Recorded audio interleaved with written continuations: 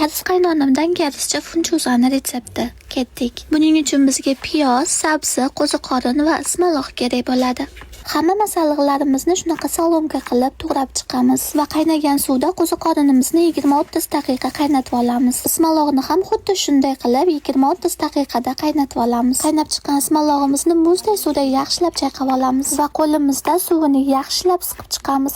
Qo'ziqorinni ham xuddi shunday qilib suvini yaxshilab siqib tashlash kerak. Bu salatga ko'p kuch ketgani uchun karis qaynonam tayyorlashni yomon ko'radi. Shunday qilib yog'da sabzavotlarimizni hammasini solib qovurib olamiz. Tabga qarab tuz, qora qalampir va kunjut yog'idan solib yaxshilab aralashtirib olamiz. Ismalog'imizni ham alohida tayyorlab olishimiz kerak. Maydalangan chesnok, tuz va kunjut yog'idan solib yaxshilab aralashtirib olamiz. Va qaynagan suvda funchuzamizni 6 minut qaynatib olgandan keyin qaychida shunday qilib kesib chiqamiz. Tovog'imizga soyavli sos, maydalangan chesnok va ozgina shakar qo'shib yaxshilab aralashtirib olamiz. Tabga qarab murch yoki qora qalampir qo'shib olsanglar bo'ladi. Sosimiz tayyor bo'lgandan keyin funchuzani solib 2-3 daqiqa pishirib olamiz. Undan keyin funchuza bilan sabzavotlarimizni alohida katta tovoqqa solib yaxshilab aralashtirib olamiz. Va ozgina soyavli sos, maydalangan chesnok, ozgina shakar solib yaxshilab aralashtirib olamiz. Qovurilgan kunjut solish ham esinglardan chiqmasin, juda ham ta'mini mazali qiladi. Agar tuzi kamroq bo'lsa, soyavli sosdan yana ozroq qo'shib olsanglar bo'ladi. Oxirida esa kunjut yog'idan qo'shib yaxshilab aralashtirib olsanglar,